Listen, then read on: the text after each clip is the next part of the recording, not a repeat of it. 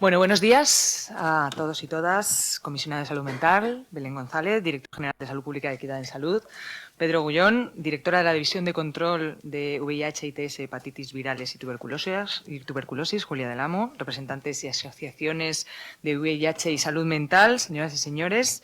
Bienvenidos y bienvenidas tanto a las personas que os encontráis aquí presencialmente como a todas las personas que estáis conectadas online a esta jornada contra la discriminación, aprendizajes de dos luchas, diálogo entre experiencias de VIH y salud mental, que se celebra el 1 de marzo, que es el Día de la Cero Discriminación. Hoy, 1 de marzo de 2024, se cumplen 10 años desde que la Asamblea General de Naciones Unidas, a instancias de ONU-SIDA, estableciera este día para promover la igualdad y la equidad en todas las personas y poner fin a todas las formas y todos los tipos de discriminación.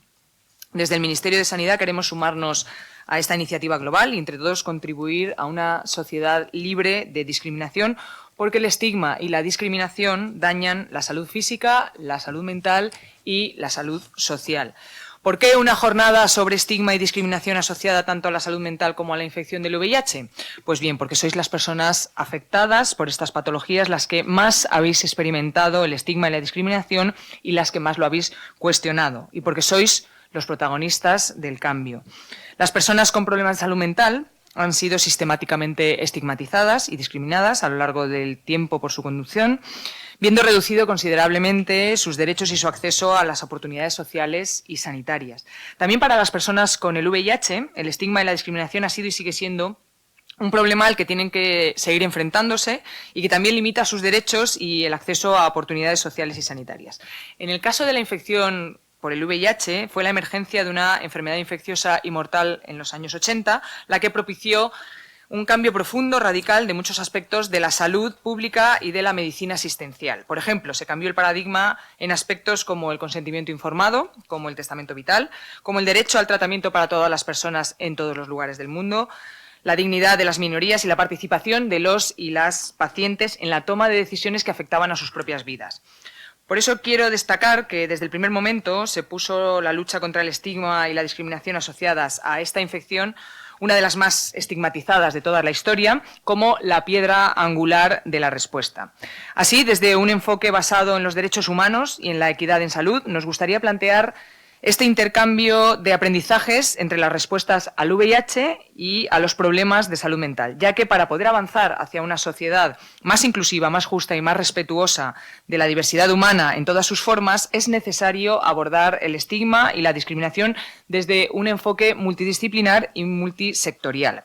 Confío en que esta jornada servirá de punto de partida de espacios de trabajo coordinados para poder compartir buenas prácticas, para poder desarrollar acciones eficaces frente al estigma y la discriminación, en las que tanto gobiernos como integrantes de las organizaciones sociales y de la sociedad en su conjunto sean protagonistas de la transformación hacia un mundo con mayor igualdad, mayor equidad y mayor desarrollo para todas las personas. Así que os deseo que disfrutéis esta jornada. Muchísimas gracias.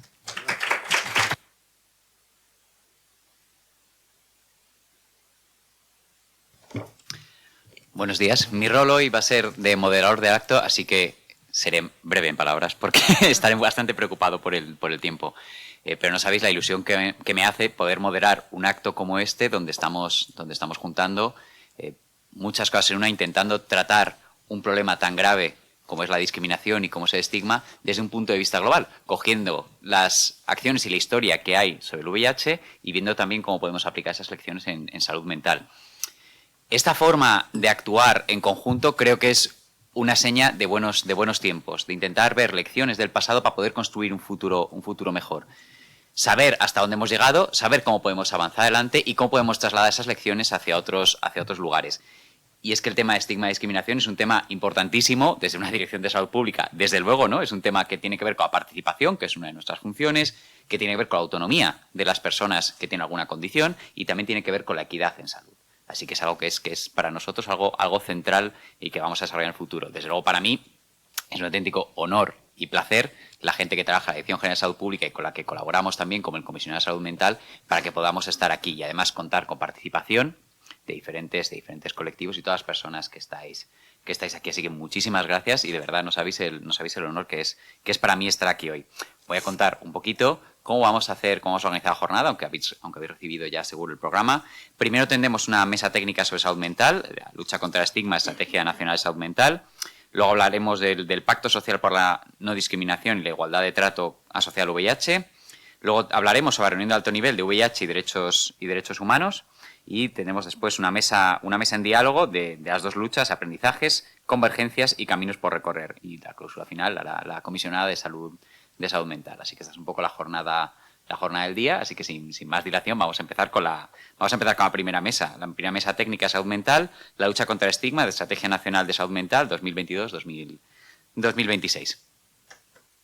Bien, decíamos que esta mesa la compartíamos con Fernando de Canarias y Lola de Baleares. Ahora os vamos a presentar sus proyectos.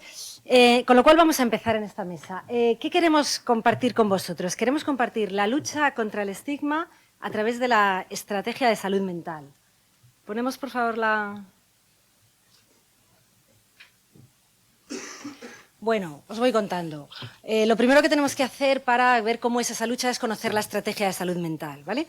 Esta estrategia de salud mental que tenemos actualmente vigente tiene una vigencia desde el 2022 al 2026, pero no es el primer momento en el que este ministerio se fija en la salud mental. La primera estrategia fue en el 2006. Como veis, llevamos trabajando desde hace años. Si nosotros hacemos una búsqueda en esta estrategia de dónde aparece la palabra estigma, encontramos que hay dos áreas de la estrategia, dos puntos del índice en los que aparece más veces la palabra estigma.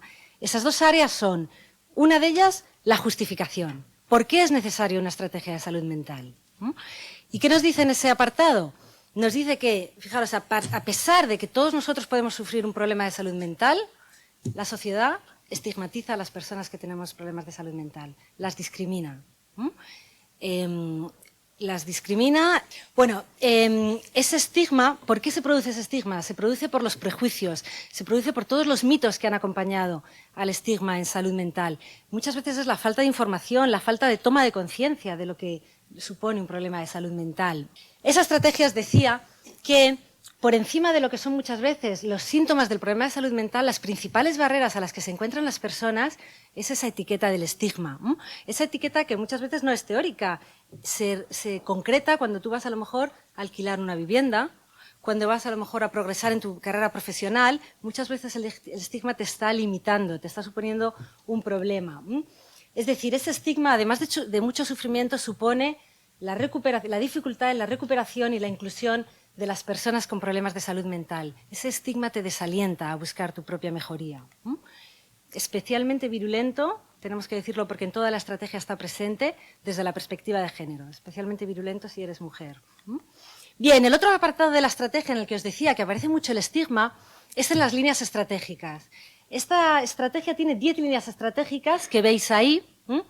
Hay una en concreto donde el estigma está especialmente presente, que es la autonomía y los derechos, la atención centrada a la persona. ¿Cómo se entiende esto desde la estrategia? Pues fijaros, en 3 sentidos. El primero, la persona con problemas de salud mental como sujeto de derecho. ¿Qué significa esto? Que la estrategia fomenta el respeto y la promoción de los derechos de las personas con problemas de salud mental. Todos tenemos derecho a una vida digna, a una vida de equidad. Que tú tengas un problema de salud mental o un estigma no puede ser que vulnere tus derechos. Se deben garantizar los derechos de una vida independiente y de autonomía. El segundo sentido en el que se presenta el estigma es la participación de las personas con problemas de salud mental. Esta estrategia aboga por una participación mayor, por un compromiso mayor de las personas que tienen los problemas, y no solo de ellas, sino también de tus familiares, de tus amigos, de tus allegados, incluso en un nivel superior, de la comunidad. Todos tenemos que involucrarnos más, y las instituciones, como donde estamos ahora mismo. El tercer sentido en el que esta estrategia habla del estigma, fijaros qué bonito es, habla de la recuperación personal, salud mental comunitaria, la persona en el centro. ¿Qué quiere decir esto? Que para esta estrategia no solo se trata de la recuperación clínica. Las personas no solo somos un diagnóstico, las personas también tenemos un lugar en el que queremos volver a vivir, un trabajo en el que queremos desarrollar una carrera profesional. Es decir, la recuperación es un concepto mucho más amplio. Tiene que ver con un proyecto de vida inclusivo, una vez que estás viviendo con tu problema de salud mental. Ese modelo de recuperación personal necesita un modelo asistencial distinto, un modelo asistencial que se llama de proximidad. ¿Qué significa eso? Lo que pone ahí salud mental comunitaria, que la persona pueda recuperar su vida no alejada de su comunidad en un hospital, sino poner a la persona en el centro, que la asistencia se le puede dar en el lugar donde esa persona vive. Hay 3 palabras que desde Murcia, que trabajan mucho esto, destacan, que es que la recuperación tiene que ser integral, en el sentido que os decía, las personas no somos compartimentos estancos, todas las áreas de nuestra vida están unidas, tiene que ser una recuperación integral, tiene que ser integrada, porque esos sectores a los que decíamos, el sector sanitario, el sector social, el sector laboral, tienen que estar coordinados para ese proceso de recuperación y tiene que ser integradora, tiene que devolver a integrar a esa persona en la sociedad. Bien, y habiéndoos presentado esto de la estrategia, quería ir un nivel un poquito superior del de España, que es el de la Unión Europea. Sabéis que en el semestre pasado España ocupó la presidencia del Consejo de la Unión Europea y quiso, en su papel de presidencia, poner a la salud mental en un lugar prioritario. Entonces trabajó para que se aprobaran las conclusiones, unas conclusiones del Consejo sobre salud mental. En esas conclusiones se trataron muchos temas, como veis ahí, sobre salud mental, y fijaros qué casualidad que uno de ellos es también, a nivel europeo, combatir el estigma y la discriminación. Por hablar también de otro lugar superior a España, deciros que a través de la estrategia servimos de vehículo para una iniciativa de la OMS que trata muy fuertemente de combatir contra el estigma. Veis ahí que la iniciativa se llama Quality Rights. En concreto, este año han lanzado una serie de webinars que son abiertos. La primera fecha es el 22 de marzo. Si os fijáis, el nombre del seminario es El camino hacia unos servicios de salud mental de cero coerción. Bien, esto es en colaboración con la OMS. Volviendo a nuestro país, volviendo a España y a la estrategia, para complementar la estrategia, tenemos diseñado y aprobado por las comunidades y las sociedades científicas un plan de acción en salud mental. Este plan de acción engloba todas las iniciativas, todos los proyectos que se están haciendo a nivel nacional para mejorar la salud mental de los ciudadanos. Todas esas acciones se engloban en 6 líneas estratégicas. Y fijaros que, de nuevo, la línea 3, sensibilización y lucha contra el estigma. Ese es el nivel de importancia que la lucha contra el estigma tiene en nuestra estrategia. Este plan de acción, como os decía, contempla muchos proyectos de las comunidades, porque este plan tiene una dotación económica para cofinanciar entre las comunidades y el Ministerio todos estos proyectos. Por parte del Ministerio hicimos una campaña para visibilizar la salud mental. Aquí os pongo algunos ejemplos, algunas imágenes. Hablemos, normalicemos lo que nos puede pasar a todos, hablemos de salud mental. Y si necesitas ayuda, pídela. Este es el eslogan de la campaña. Esto, como os digo, a nivel de ministerio. Y ahora, para aprovechar estos minutitos que tenemos la suerte de contar con 2 comunidades autónomas que también nos van a compartir cómo desde sus comunidades, desde sus planes de acción en salud mental, están trabajando para combatir el estigma. En concreto, vamos a contar con Canarias. Fernando, buenos días. Muy bien, le voy a pasar la palabra a Fernando, que nos va a contar cómo trabajan en Canarias y, en concreto, un proyecto muy interesante en que utilizan el teatro para compartir desde el estigma, para compartir la lucha contra el estigma. Fernando, muchas gracias, todo tuyo. Gracias a ustedes. Era contarles de lo que se trata con el proyecto del teatro. Era iniciar una continuidad con una actividad de teatro social que de forma experimental se empezó a desarrollar en la unidad de media estancia psiquiátrica aquí en el año 2022 y que progresivamente se fue extendiendo a otros dispositivos de la red de salud mental y que en concreto se desarrollaban de forma conjunta entre las psicólogas clínicas y técnicos especialistas en teatro social de una asociación canaria que se llama ESTIO, haciendo talleres semanales con cada dispositivo y acciones comunitarias de inclusión. La idea que mueve este nuevo proyecto, que es el que tenemos ahora presentado y el que estaba comentando del Ministerio, es por un lado dar continuidad a esa experiencia y que fue valorada positivamente tanto por los usuarios como por los clínicos, como por las psicólogas clínicas que lo llevaron a cabo, y seguir ofreciendo a los pacientes las posibilidades de rehabilitación y de integración y porque también tenían encuentros comunitarios con la comunidad, con la vecindad que nos rodea, a través de ese teatro social. Y en último sentido, la metodología del proyecto se basaba en el uso del teatro social, que es una potente herramienta, como saben, para la transformación personal y social y sociocomunitaria, si lo quieren decir así, con la que de manera intrínseca se fomentaba la creatividad, la expresión, la comunicación y la inclusión.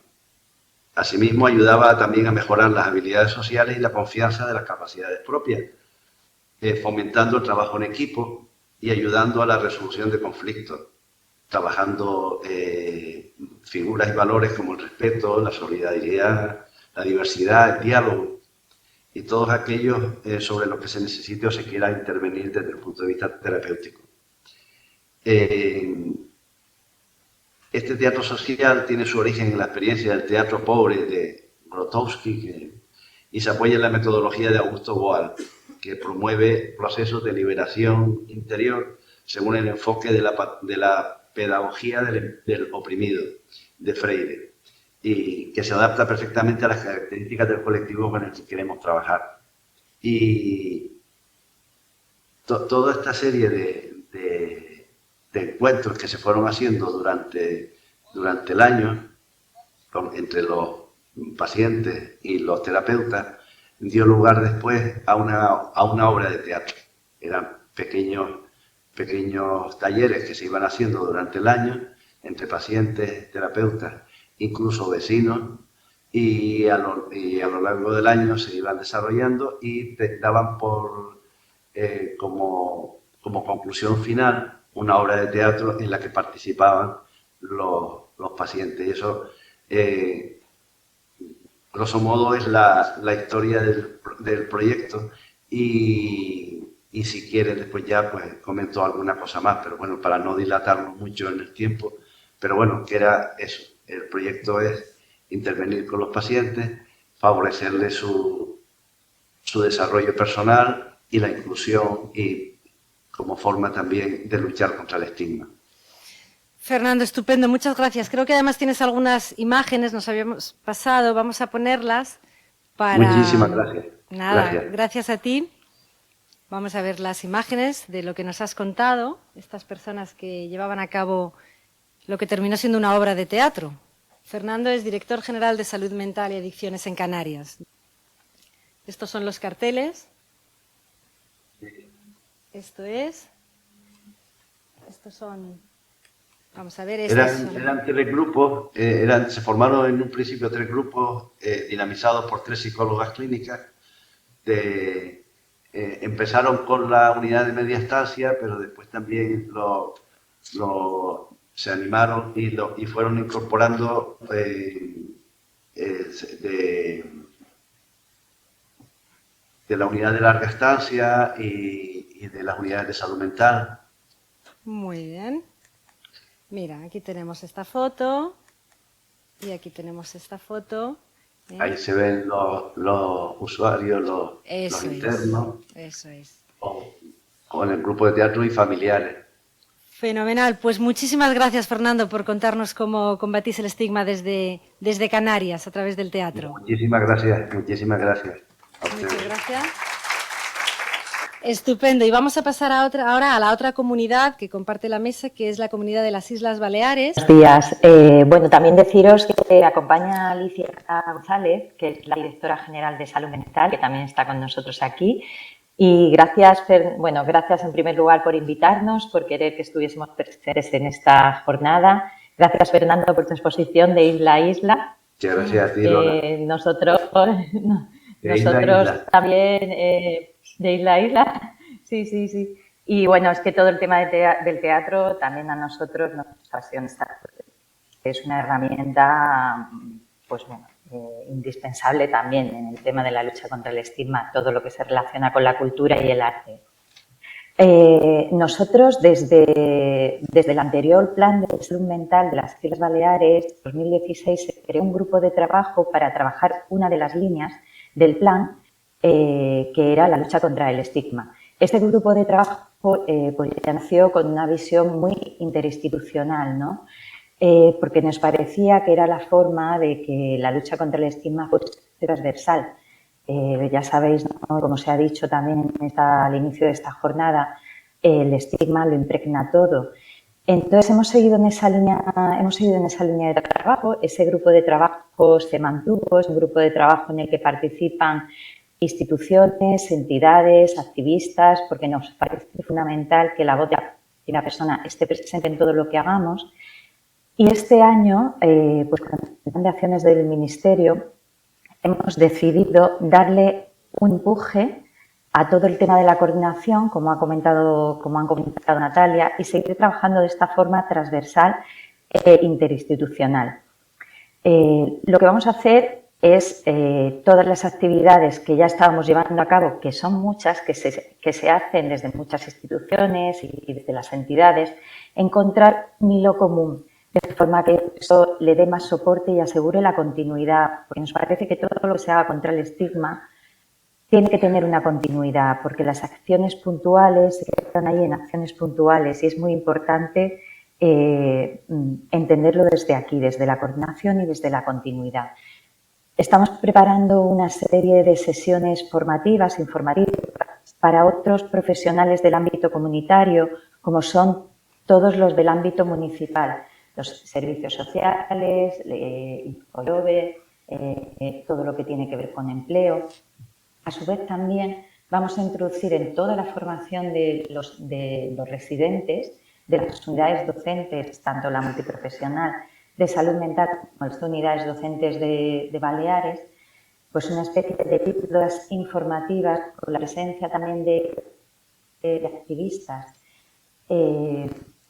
Además, hace 5 años se hizo una campaña muy potente también a nivel de lucha contra el estigma en Baleares, que eran tarjetas contra el estigma. Esa campaña sigue vigente y este año queremos lanzar una campaña más centrada en la población adolescente y juvenil y desde ahí contribuir a la sensibilización, a la visibilización, porque sabemos que ahora mismo es un colectivo bueno, pues que el problema de salud mental está teniendo una incidencia muy alta.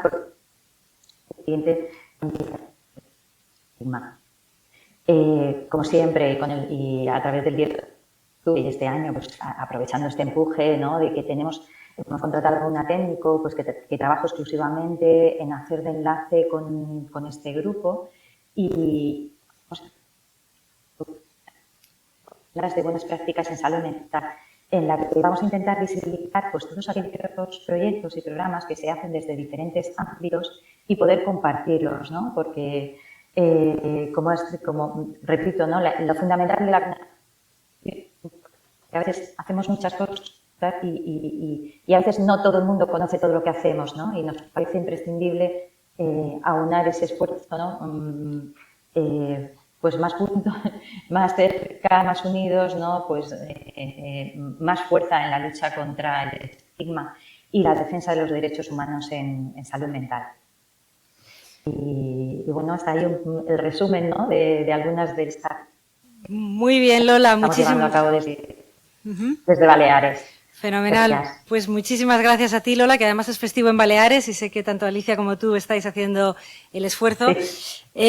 Y efectivamente Baleares también es un ejemplo de cómo la lucha contra el estigma no puede ser de forma aislada, tiene que ser de una manera transversal y tenemos que estar todos juntos para avanzar en esa lucha contra la discriminación. Muchísimas gracias y bueno, terminamos aquí la mesa de salud mental. Gracias a Julia.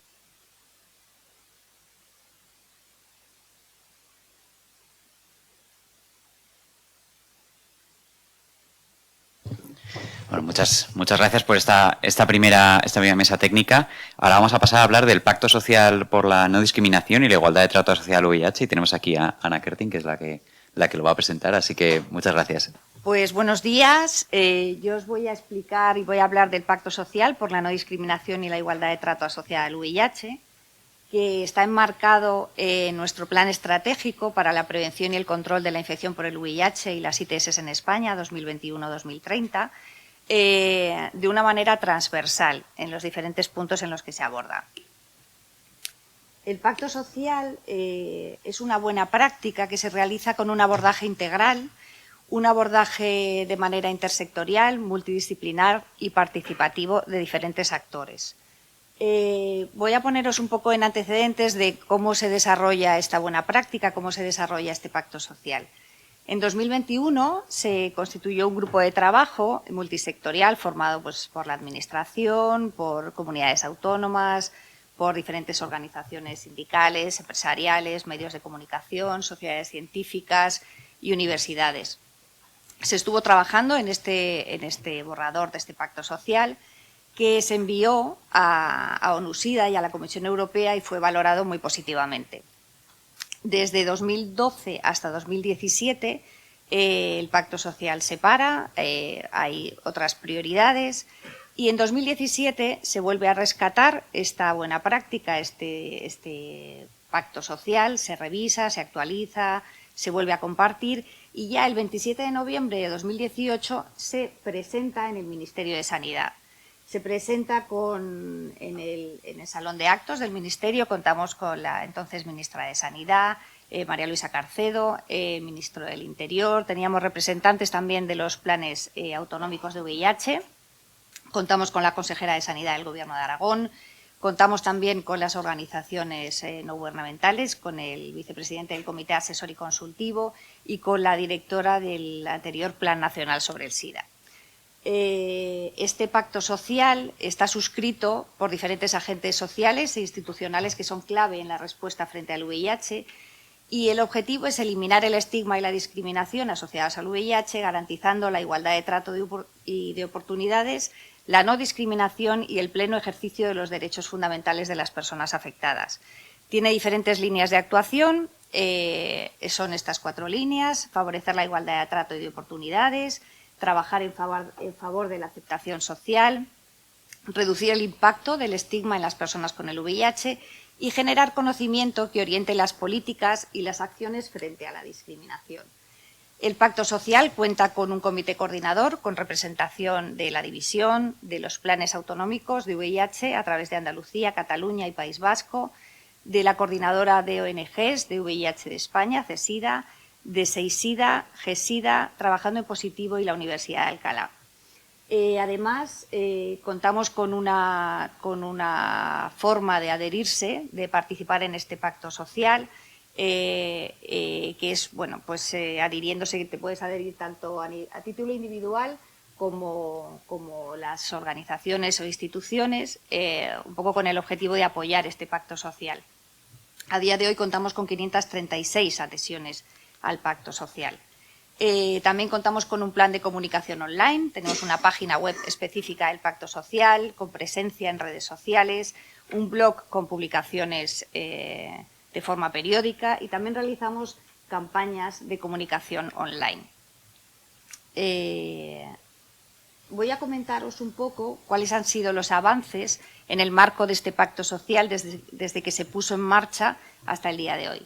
A nivel legislativo, se aprobó la Ley de 12 de julio de 2022, integral para la igualdad de trato y la no discriminación, que en esta ley se incluía por primera vez el estado serológico como una de las razones por las que no se podía dispensar un trato diferenciado a una persona.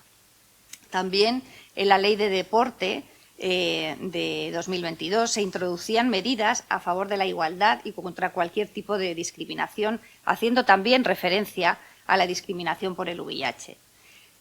Hace poco, en junio de 2023, se modificó el Real Decreto del 98, por el que se regulaba la acreditación de la aptitud psicofísica necesaria para tener y usar armas y prestar servicios en la seguridad privada. Con esta modificación lo que conseguimos es que desapareciese el impedimento para que pudiesen ejercer funciones de seguridad privada armada las personas con el VIH. Otros de los avances que se han conseguido es la eliminación del diagnóstico del VIH como causa genérica de exclusión en las convocatorias de empleo público. en las convocatorias de los cuerpos y fuerzas de seguridad del Estado, las Fuerzas Armadas, los cuerpos de vigilancia aduanera y los de instituciones penitenciarias. Con este acuerdo de Consejo de Ministros se proponía eliminar o limitar, en su caso, tanto el VIH como la diabetes, la enfermedad celíaca y la psoriasis. Desde el Ministerio de Sanidad se constituyó un grupo de trabajo interministerial, colaboramos con Función Pública y se han ido revisando anualmente estas convocatorias. También otro de los avances fue la aprobación del compromiso de los consejos interterritoriales, tanto de sanidad como de servicios sociales, para eliminar cualquier tipo de discriminación hacia las personas con el VIH en el acceso a los centros residenciales. Además, desde 2019 se incluyó la financiación de los programas y proyectos dirigidos a la eliminación de la discriminación de las personas con el VIH en la convocatoria que tenemos desde la división, una convocatoria anual de subvenciones a entidades de cualquier titularidad sin ánimo de lucro, que están destinadas a financiar programas de prevención y control de la infección por el VIH. También, en el marco del Pacto Social, tenemos un convenio de colaboración con la Coordinadora Estatal de VIH y SIDA y la Universidad de Alcalá para el desarrollo de diferentes acciones, como por ejemplo la realización de estudios para conocer tanto las actitudes de la población española hacia las personas con el VIH como la propia percepción de las situaciones del estigma y la discriminación que viven las personas con el VIH. Concretamente se han desarrollado estos dos estudios, el estudio de creencias y actitudes de la población española, realizado tanto por CESIDA como por SEISIDA, y el estudio del índice de estigma en personas con el VIH, también realizado por CESIDA y SEISIDA. Además, en este convenio está incluida también la realización de informes para la identificación de normas jurídicas que discriminan o limitan los derechos de las personas con el VIH, que están realizados por la Universidad de Alcalá. Estos informes son tanto a nivel estatal como a nivel autonómico, provincial y local. También otra de las líneas de trabajo que tenemos en el marco del Pacto Social es la colaboración con la Unión Española de Entidades Aseguradoras y Reaseguradoras, con UNESPA, para facilitar el acceso de las personas con el VIH a los seguros de salud, de vida o decesos. En el marco de esta colaboración se ha realizado un informe de la esperanza de vida de las personas con el VIH, también una guía de buenas prácticas en los procesos de suscripción de los seguros de vida. Se han mantenido varias reuniones y se han realizado formaciones para las empresas aseguradoras. Además, también se realizan iniciativas con el sector empresarial. Concretamente, se ha desarrollado un manual de buenas prácticas para la igualdad de trato de oportunidades en el ámbito de la Administración General del Estado, las empresas y las entidades del sector público e institucional estatal. Esta guía se ha hecho en colaboración con la Asociación Trabajando en Positivo. Además, se realizan materiales y diferentes acciones formativas. Estas imágenes son un ejemplo de unas píldoras informativas sobre los derechos de las personas con el VIH que se han ido realizando en el marco del Día Mundial del SIDA.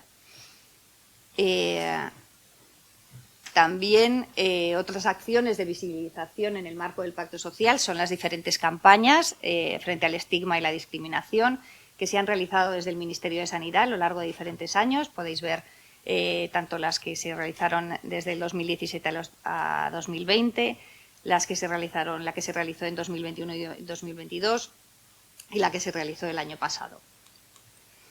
Otras acciones de visibilización que realizamos en el marco del Pacto Social es en el marco también del día como hoy, del Día de la Cero Discriminación. Por ejemplo, en el 2022 hicimos una jornada aquí en el Ministerio para hablar de las diferentes acciones desarrolladas.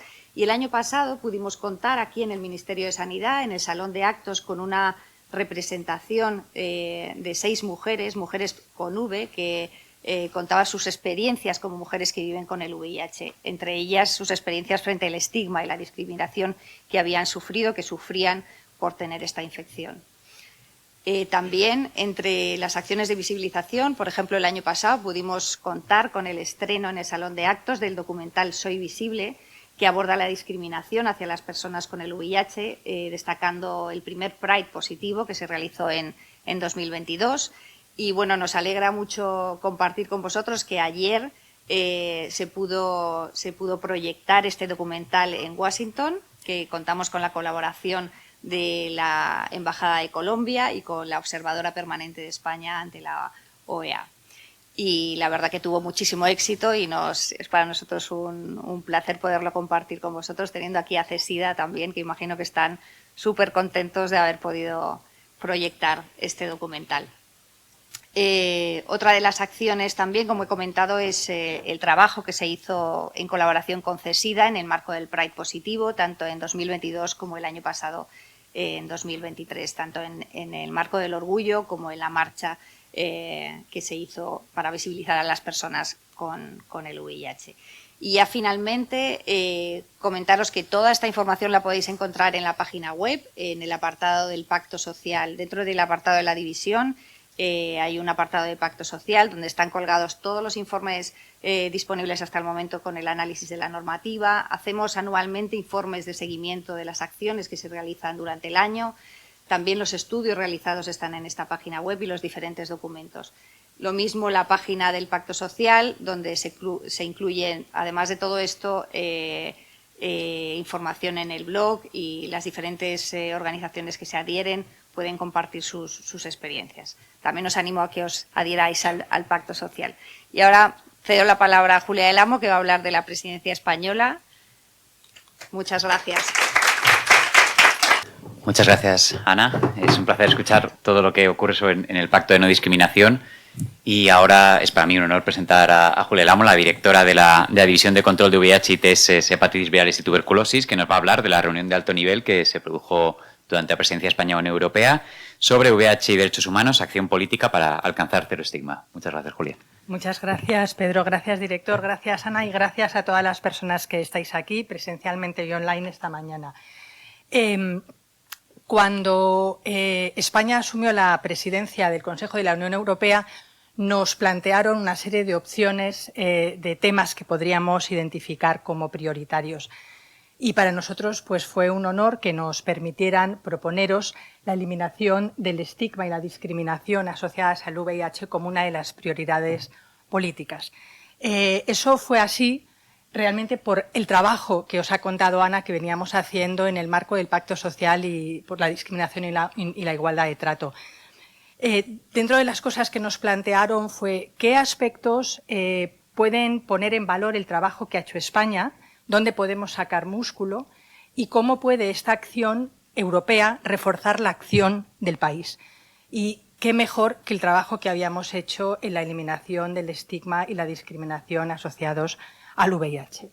En ese sentido, nuestro punto de trabajo máximo fue la reunión de alto nivel que mantuvimos el 15 de septiembre del año pasado en Sevilla, con el nombre de VIH y Derechos Humanos, Acción Política para Cero Estigma, pero quiero poner en contexto que a lo largo de esos 6 meses hicimos muchas otras cosas antes y después de esa reunión de alto nivel para crear ese momento. Empezamos el 3 de julio con un acto de reconocimiento y agradecimiento al movimiento comunitario. El 5 de julio el Consejo Económico y Social Europeo publicó el dictamen en el que se había estado trabajando. La reunión de alto nivel tuvo lugar el 15 de septiembre, donde también España firmó la adhesión a la Alianza Mundial de Acciones contra todas las formas de discriminación de ONU-SIDA. El 1 de diciembre, el Día Mundial del SIDA, tuvimos un acto en el Europarlamento visibilizando el trabajo técnico del informe que habíamos hecho. Tuvimos una conexión que se organizó con CESIDA en la Sala Internacional en un acto muy bonito. Ahora os voy a enseñar unas fotos. Tenemos un informe técnico que ya está disponible en la página web y estamos ultimando el vídeo de la reunión de alto nivel que yo cada vez que veo a María José lloro, ¿vale? Lloro escuchándote a ti, quiero decir, no por lo emocionante que fue tu intervención. No tenemos tiempo, pero cuando esté, de verdad os animo porque fue algo muy, muy bonito. El 3 de julio le dimos las gracias al movimiento comunitario porque desde el primer momento, como ha contado Ana, como sabéis muchas de las personas que he estado aquí, nos ha recordado la ministra, fuisteis los que reivindicasteis vuestra dignidad por encima de muchas otras cosas. Fue un acto precioso en el que participasteis muchos de vosotros. Hicimos un mural en directo que tenemos guardado como un tesoro en nuestra división. Muy importante que el Consejo Económico y Social se posicionara También la lucha contra el estigma y la discriminación, este dictamen está disponible en la página web y para nosotros es un documento de política sanitaria que nos ampara. Llegamos al 15 de septiembre en un acto en el Real Alcázar de Sevilla, una reunión realmente muy emocionante, con mucho nivel político. En ese momento tuvimos a nuestro entonces ministro de Sanidad, José Manuel Miñones. Se me ha olvidado agradecer a la ministra Carolina Darias, que fue realmente la ministra que visibiliza e identifica la eliminación del estigma y la discriminación como prioridad política. Es un compromiso de país porque se ha visto acompañado de todos los ministros que han venido después y del Ministerio en su conjunto en el momento actual. Pero no quería que se me olvidase este agradecimiento. En ese momento, José Manuel Miñones, junto con el ministro de Sanidad de Hungría, que era nuestro país del trío, y un alto representante del gobierno belga, apoyaron la iniciativa española junto con el alcalde de Sevilla y la consejera de Sanidad de Andalucía y nuestra secretaria de Estado de Sanidad. La reunión fue una reunión muy ambiciosa, donde tuvimos un programa muy intenso con participación de muchísimas entidades que por cuestión de tiempo no voy a mencionar, está todo disponible en la página web. Solamente mencionaros algunos de los organismos internacionales como el ECDC, la Organización Mundial de la Salud, tanto global como la parte europea de la Organización Mundial de la Salud, ONU-SIDA, todas las entidades que trabajan en España en este campo y a nivel europeo. La reunión el 15 de septiembre tuvo también una sección en la que España firma su adhesión a la Alianza Mundial de Acciones para Eliminar el Estigma y la Discriminación Asociadas al VIH de ONU-SIDA. España es el segundo país de la Unión Europea que lo firma, después de Luxemburgo. Otros países piensan que Europa está ya por encima de estos aspectos y realmente es un error. Es bastante autocomplaciente por parte de la Unión Europea pensar que hemos superado esa situación y que este era un problema que afecta solamente al sur global. No es así. España lo ha firmado y somos súper proselitistas y lo estamos contando en toda la Unión Europea y yo creo que hay algunos que se van a animar en breve. Esta firma fue un paso muy importante. Y de esa firma llegamos al Día Mundial del SIDA, en el que María José Fuster presentó el informe final sobre estigma asociado al VIH, el reto, que es el informe técnico en el que estuvimos trabajando un año antes y se trabajó durante la presidencia, y tuvimos el honor de que el vicepresidente del Parlamento Europeo, Marc Angel, nos recibiese en el Parlamento Europeo y que la recién nombrada ministra de Sanidad, Mónica García, aceptase. Realmente llevaba, yo creo que una semana, y nos acompañó en un acto que para nosotros fue súper emotivo. Estaba también la directora ejecutiva de ONU-SIDA, Christine Steglin. Tuvieron una reunión bilateral en la que de nuevo el Gobierno de España expresa todos estos compromisos para la eliminación del estigma y la discriminación. Nos retransmitieron la conexión online, así que todos los compañeros de CESIDA y del COAC, del Consejo Asesor de ONGs, que forma parte de nuestra gobernanza, estaban allí. Este documento técnico está colgado en la página web. Es un documento que revisa por qué el estigma daña la salud física y mental de las personas con VIH, identifica cuáles son sus determinantes y, bueno, pues os animo a todas las personas, si tenéis interés, en poderlo ver. Toda esta información está disponible en una pestaña de Derechos Humanos y Acción Política de nuestra página web. Os doy las gracias y estoy deseando escuchar la siguiente mesa. Muchísimas gracias. Muchas gracias, Julia. Bueno, después de haber visto un poco cuáles son las estrategias que se hacen desde el Ministerio en temas y desde las comunidades autónomas y diferentes administraciones en relación al estigma con salud mental y estigma con VIH, creo que ha llegado ahora de una mesa muy interesante para conocer también diferentes experiencias con interseccionalidades entre ambos temas para establecer un diálogo. Y yo a partir de aquí ya me callo para todo el rato y dejo la palabra a María José Fuster, que va a moderar esta mesa. Bueno, en primer lugar, muchísimas gracias al Ministerio y a la comisionada Belén de Salud Mental, porque estas jornadas son muy necesarias. Esta mesa la hemos coordinado y formado María José y yo, y todo lo que vamos a hacer ha sido coordinado entre las dos. Yo me voy a presentar primero. Soy Silvia García Esteban, formadora y asesora en salud mental, desde la experiencia en primera persona. Hemos organizado un poquito la mesa, vamos a hablar cada una del estigma, ¿no?, relacionado con el VIH y también relacionado con salud mental, cada una de ese área, y luego, bueno, daremos la palabra a las personas tan importantes, los participantes que son los protagonistas. Yo voy a hablar del estigma en salud mental, y quería contaros que el estigma produce muchas veces mucho más sufrimiento que el propio problema de salud mental o el propio sufrimiento psíquico. A mí siempre me gusta voy a ser muy breve, pero me gusta ir siempre al lenguaje, y en la etimología de estigma dice, ¿no?, señal, lo voy a decir, señal a fuego, ¿no?, marca con hierro candente, señal de infamia. Eso significa estigma desde el lenguaje, ¿no? Creo que es muy importante el lenguaje. Y voy a hacer muy brevemente cuáles son los estigmas relacionados con la salud mental, ¿no? No puedo no nombrar a Judith Chamberlain, que ya nos hablaba desde los años 70 del cuerdismo, que son todos los prejuicios e ideas falsas que tiene la sociedad respecto a las personas con diagnóstico psiquiátrico, ¿no? ¿Cuáles son los más importantes respecto a las personas con sufrimiento psíquico? El más grave, la violencia, cuando sabemos que solamente el 5% de actos violentos está ocasionado por personas con diagnóstico, la incapacidad, que necesitamos que controlen nuestras vidas, la impredecibilidad, ¿no? Todos esos son los prejuicios que tienen las personas, ¿no?, que les caen a las personas. Y lo grave es que esto tiene consecuencias reales en la vida de las personas. En primer lugar, que gracias a estos prejuicios, ¿no?, por estos prejuicios, lo que ocurre es que tengamos un sistema de salud mental que genera mucha más coerción y violencia, porque se genera alarma social al decir que somos violentos. Y lo segundo es la falta de oportunidades, que signifique tener un problema de salud mental significa ser pobre, porque no tienes acceso al empleo.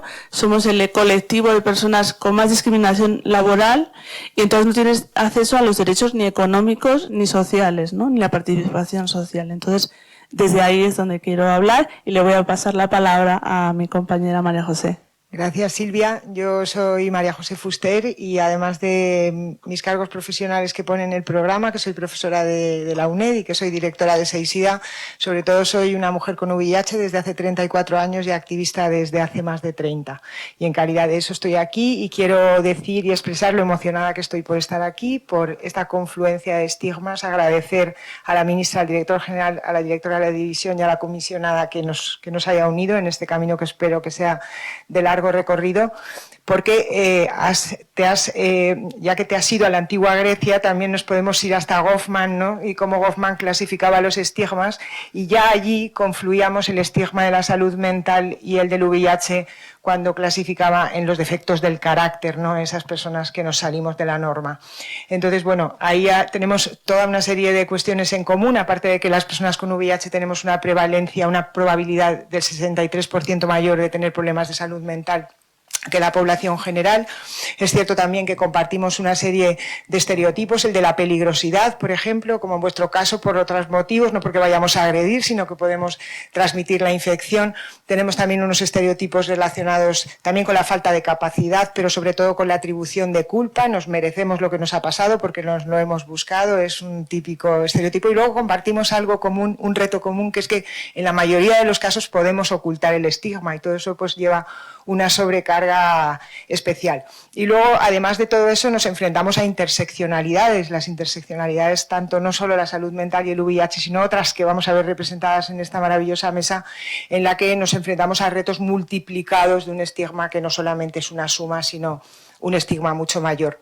Y además nos enfrentamos a un estigma que no es uno solo, sino que tiene muchas manifestaciones, y por hablar así en grandes rasgos, tenemos unas reacciones que provienen del exterior y otras que provienen de dentro de nosotros mismos. Y de esas cosas es de las que queremos hablar con nuestros ponentes. Si me permites, voy a presentar a los míos, a los de mi estigma, y luego tú, Silvia, presentas a los tuyos. De luego ya nos fusionaremos. Bueno, pues tenemos el placer de contar en esta mesa con Iván Garrido. Iván Garrido, yo lo presento brevemente porque como es mesa de debate ellos van a contar sobre ellos. Iván Garrido es psicólogo, es activista en VIH vertical y es una persona adorable que vamos, escucharle es maravilloso. Y tenemos también a Quique Poveda, que es un poquito más superviviente de larga duración, que es una activista desde los frentes de liberación comunista de allá in nihilo tempore hasta una trayectoria muy, muy importante y con el que vamos a poder disfrutar también y aprender mucho en esta mesa. Yo voy a presentar a los ponentes, ¿no?, míos, como dice María José, dos compañeros maravillosos, Tomás López Corominas, activista en salud mental, desde Hierbabuena, ¿no?, una asociación muy importante para el movimiento en Asturias, con un recorrido increíble por la lucha de los derechos humanos, ¿no?, y contra el estigma, así que bienvenido, Tomás. Y la compañera Merce, ¿no?, que es activista también tiene un recorrido increíble y es la presidenta de la Federación de Salud Mental de Cataluña. Así que bienvenida, Merce, a esta mesa, muchísimas gracias. Y bueno, lo que nos habíamos dividido las preguntas, ¿no?, entre las dos. Hemos hecho Pimpinela. Sí. Y vamos a ello. Vamos a hacer una pregunta para todos los miembros de la mesa y cada una de ellas las van a contestar. Tenemos 2 minutitos por pregunta, eso sí, lo siento. 2 minutitos cada uno. Cada uno, sí, cada uno. Entonces, la primera pregunta es si podríais decirnos cuáles son las principales y más importantes experiencias de estigma y discriminación que tanto vosotros de forma personal habéis sufrido como sufre el colectivo, ¿no?, en relación al entorno, es decir, en relación a terceros, ¿no?, ese estigma que viene de afuera. Y cuando hablamos del entorno, hablamos tanto de la sociedad, de las relaciones interpersonales, de lo que proviene también de las instituciones, ¿no?, del estigma a las instituciones, ¿no? ¿De dónde habéis recibido y recibís esta discriminación? Si quieres empiezas tú, Merce, así por orden. Bueno, yo soy Mercé. Yo soy Mercé. Sí. Yo soy Mercé, vengo del mundo rural. Yo en el año 1999 tuve un brote psicótico en plena calle en un pueblo de 2.500 habitantes, con todo el estigma que eso representa. Se me ingresó en un hospital psiquiátrico, se me practicó contenciones y algunas vulneraciones de derechos. Pero lo más importante, cuando salí del hospital tenía miedo, discriminación en el pueblo y no me atrevía a salir de casa, hasta que ocurrió un acontecimiento que cambió mi vida, ¿vale? Empezaron a discriminar a mi hija, que entonces tenía 16 años, y le decían que sus palabras no tenían criterio porque su madre estaba loca. Eso fue el detonante para que escribiera mi primer libro, que fue Esquizofrenia, locura o realidad.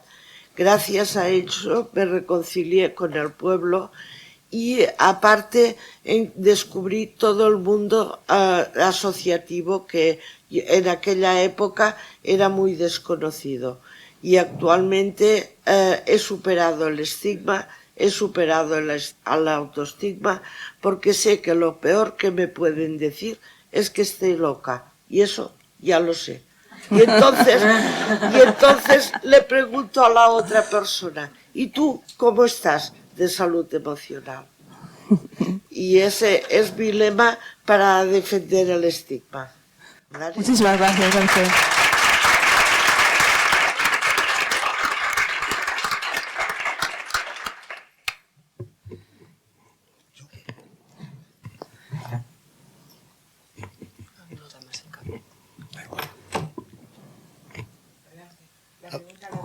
No. La recuerdo. ¿Podrías decirnos, Quique, cuáles son las principales y más importantes experiencias de estigma y discriminación que tanto tú, de forma personal, como nuestro colectivo de VIH en general, sufrimos del entorno, es decir, de afuera, de las instituciones, de las relaciones interpersonales? ¿De dónde has recibido esa discriminación y tú o nuestros compañeros? Pues principalmente por ser gay. Salí del armario en el 76 y era muy difícil salir del armario. Lo siguiente fue contraer el VIH, que me dan el diagnóstico en el 86 y bueno, me acuerdo, yo había estado estudiando medicina y cuando me ingresan en el hospital, la gente que estaba con el MIR era gente de mi promoción y aquello fue un esparrón, se entró a todo el mundo. Y sufrí discriminación tanto en el ámbito médico, social, como en el familiar. Y bueno, y luego todas las demás. ¿Las saco ahora o después? Ha hecho deberes en el tren ayer y se ha hecho una chuleta con todos sus estigmas, porque como es un poco difícil, pues se los ha puesto en una cartulinita que la ha traído. Como esto se llama intersecciones, pues yo tengo aquí las siguientes intersecciones. Tengo cirrosis y hepatitis B, las cuales las dos estigmatizan. He sido un mal hijo, que a eso llevo una carga de estigma grandísima. He sido yonki de heroína y cocaína. Tengo Parkinson, soy maricón, tengo VIH, tengo un trastorno bipolar. He intentado suicidarme 2 veces. Tengo disfunción eréctil. Invisibilidad por ser mayor. He sido ladrón. He estado en prisión. He sido punky y skin con un animal potencialmente peligroso que se llamaba Hugo, que se apartaba a la gente por la acera para que pasásemos nosotros. Soy pasivo, que esto ahora menos, pero antes era un estigma. He vivido en la calle, he pedido dinero por la calle, he tenido enfermedades de infección sexual, creo que la más estigmatizante es la sífilis. Tengo un herpes genital, que no sé si sabéis que en Estados Unidos hay asociaciones de gente con herpes genital para follar entre ellos. Y bueno, el estigma interiorizado tengo, porque eso va a quedar siempre, lo mismo que tengo estrés postraumático de cuando me dieron el diagnóstico, lo sigo teniendo igual. Pero bueno, a raíz de empezar a militar en asociaciones LGTBI y en asociaciones de respuesta al VIH, le pillé el ritmo a empoderar y la resiliencia y bueno, ahora me da risa todo esto, pero bueno, es así. Soy un buen hijo. Soy un buen hijo, que me han preguntado mucho.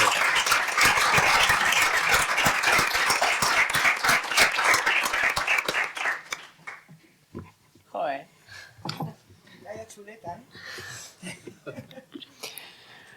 Bueno, pues a mí me pasa un poco como a mis 2 compis anteriores. Yo soy Iván Garrido y nací con VIH. Mis padres eran drogodependientes, pero claro, ahora la palabra drogodependiente es muy técnica, ¿no? Yo era hijo de los yonkis del barrio de la UA de Madrid. Mi madre se pinchaba y entonces pues no abortó y tuvo al hijo con SIDA. Y claro, el estigma ya venía impreso en mi nacimiento, porque era el estigma que estaba sobre mi madre por ser la yonki, era el estigma que tenían mis abuelos, que eran los que me criaron, por ser hijos de padres de esa hija, eran los padres de esa hija y además los abuelos de ese nieto, ¿no? Eran bastantes cosas, ¿no? Entonces, luego mi madre iba a fallecer, entonces yo iba a ser el nieto huérfano y encima el que iba a ir al cole, en aquella época en los que los titulares, en una maravillosa exposición que hizo hace poco CESIDA, ¿no?, donde los niños incluso a veces les dejaban en casa y les daban las clases por teléfono porque no podíamos ir al cole por tener SIDA, ¿no?, en aquella época en que los niños verticales moríamos en el Carlos III por decenas. Y me crié con el propio estigma de mis abuelos, porque así les habían educado, ¿no?, en tener cuidado, en que esos niños se van a morir, éramos niños muy frágiles, eran niños a que nadie iba a querer. Entonces yo me crié con el propio estigma de mis abuelos. Yo me acuerdo que me decían: no vas a tener amigos, no hables con nadie en el recreo, no vas a tener pareja, olvídate de tener novia. Lo que ellos no sabían es que ya me había olvidado de tener novia hace tiempo. Y luego, como decía bien el compi, iba a llegar Sergei. Otro estigma para ellos, a mis abuelos franquistas. Entonces el estigma me ha acompañado durante mucho tiempo de mi vida, y cuando me preguntan por qué me hice activista, pues fue para romper el estigma, pero no el mío ni el de la sociedad, sino era para romper el estigma de mis abuelos, para demostrarle a mis abuelos que me habían educado bajo el miedo, porque yo considero, hay muchas definiciones del estigma, para mí el estigma es miedo, para romper el miedo a mis abuelos y decirles: sí me van a querer, sí voy a trabajar, sí voy a tener pareja y sí voy a ser un niño normativo. Y al final la primera entrevista que di en medios de comunicación pues fue para decirle a mi abuela: aquí la tienes, me han aceptado, estos son mis amigos, traje a mis amigos a casa, le dije a mi abuela delante de ellos: todos saben que tienen VIH, las cosas siguen igual que estaban. Y para demostrar un poco a la gente, y por eso creo que lo sigo haciendo, en plan, mi vida sigue siendo igual, y yo creo que el estigma se combate con información, porque el estigma no deja de ser miedo a lo desconocido.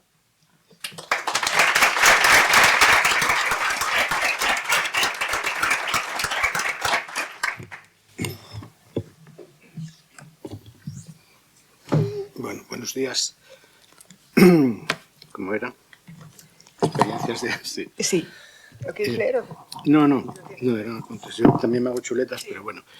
Más que nada porque los de los 2 minutos es muy complicado. Por eso, pero bueno, sí. Sí. No, yo iba a decir... Yo me volví loco en 1984, o sea que estoy de aniversario. Este año estoy a punto de cumplir 40 años y va a haber un cambio en mi vida, pero bueno. Yo la verdad es que he tenido una suerte increíble dentro de lo que es esto, porque en mi familia nunca tuve ningún problema. Yo sí que es verdad que yo me volví loco por un tripi de modo repentino. Yo no soy yonki, porque todos mis amigos al final acabaron también en la heroína y con VIH y demás.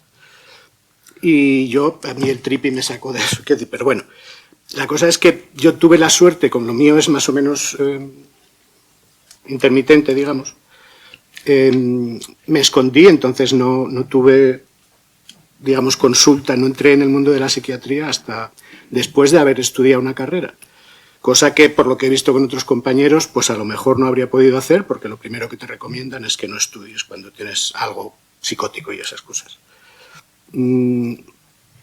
Yo realmente descubrí el estigma. Yo realmente hace muchos años que no hablo de estigma, yo hablo de cuerdismo, porque yo creo que en lo nuestro está claro, o sea, igual que machismo, racismo, en lo nuestro hay un sistema de ideas, creencias, sesgos, actitudes, comportamientos que estereotipan, prejuzgan, es una definición que nos hemos...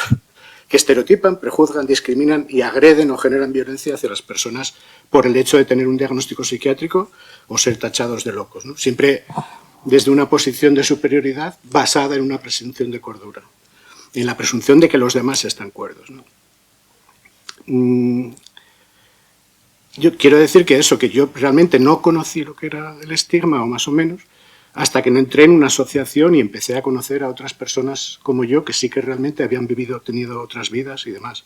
En esa asociación tuve que escapar, porque digamos que era de familiares y era para familiares. De hecho, yo tuve que llevar a mi madre para que se apuntara en aquel momento, porque yo no podía ser socio, y luego ya empezamos a formar asociaciones en primera persona, ¿no? Yo creo que el estigma principal que padecemos nosotros, o el elemento de cuerdismo fundamental en nuestras vidas, es precisamente ese aspecto institucional, el hecho de que no somos tenidos en cuenta para nada en primera persona, siempre nos han representado, han hablado por nosotros los profesionales, nos han definido. De hecho, yo cuando oigo hablar del estigma, siempre es desde ese punto de vista profesional, de gente que sabe de lo que habla, cuando realmente está lleno de ignorancia, todas las ideas que hay sobre el estigma hacia nosotros. Yo creo que está muy mal enfocado en general y hace falta que seamos nosotros y nosotras. Es que no hay otra manera. O sea, el estigma solo se puede abordar si son las propias personas que lo viven quienes hablan por sí mismas. Y eso de que vengamos, que está estupendo, venir a... En la tele tenemos, yo trabajo en un medio de comunicación y en televisión, están los totales, que son los expertos, que se les pone el nombre y el cargo y demás, y luego están los opines, que vas por la calle a que ilustren tu noticia, ¿no?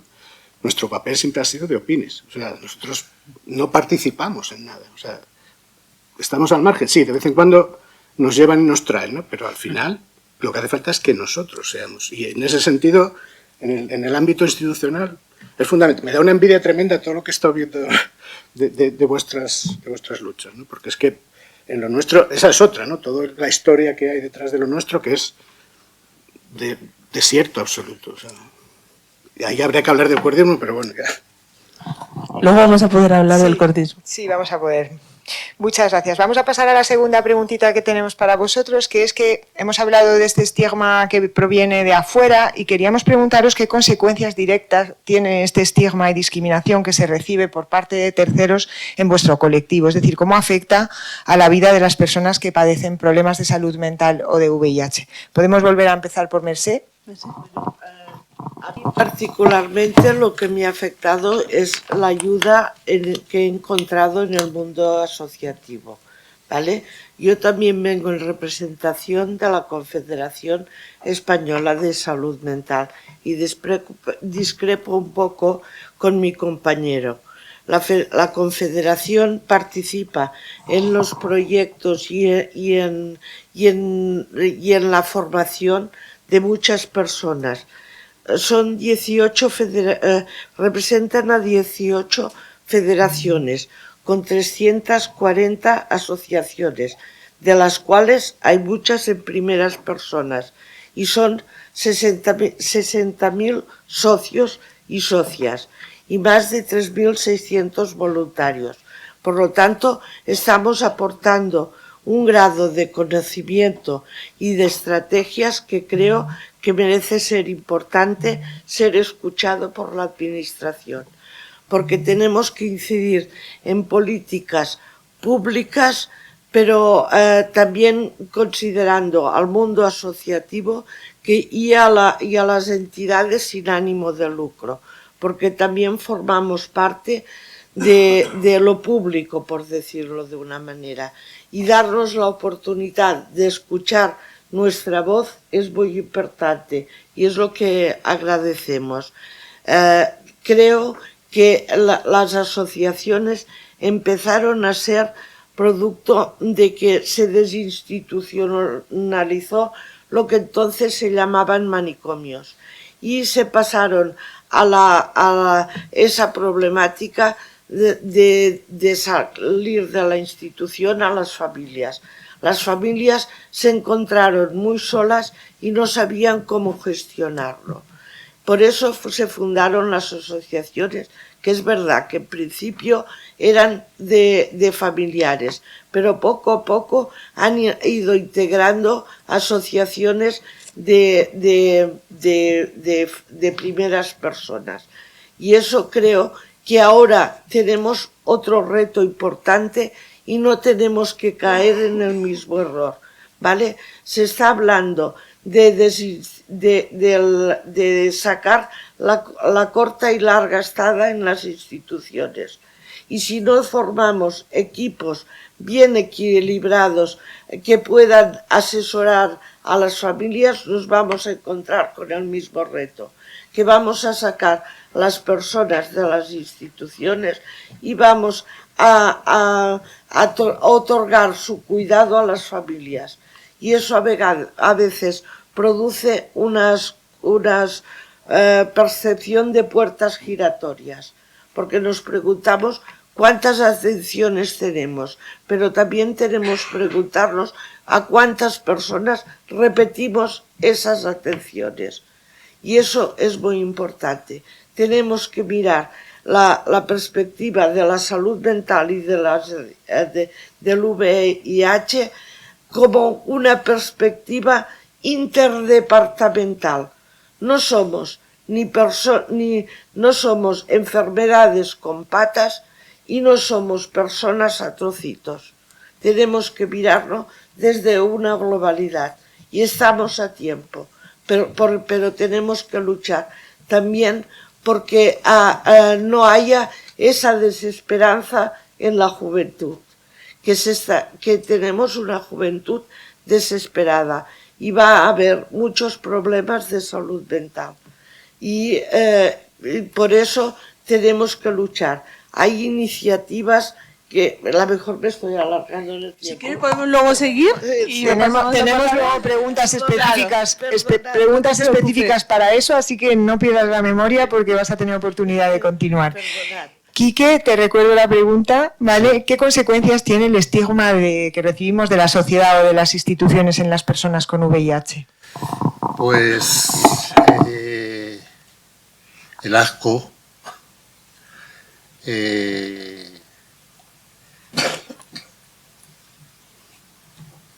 el no acceder bien a determinados servicios. Ya habéis comentado que lo de los seguros, no tener buenas atenciones médicas, problemas en el ámbito sexual, problemas con familiares, problemas con los amigos,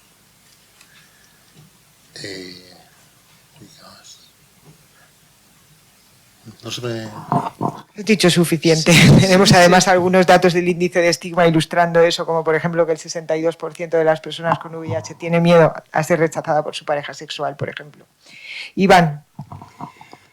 Bueno, yo para darle un enfoque diferente, yo creo que ahora que nos están dando tantos mensajes en redes sociales de sé tú mismo, sé valiente, no hay nada como la libertad, estos mensajes de Mr. Wonderful, yo creo que qué consecuencias directas tiene el estigma y recibe nuestro propio colectivo es no ser uno mismo, ¿no?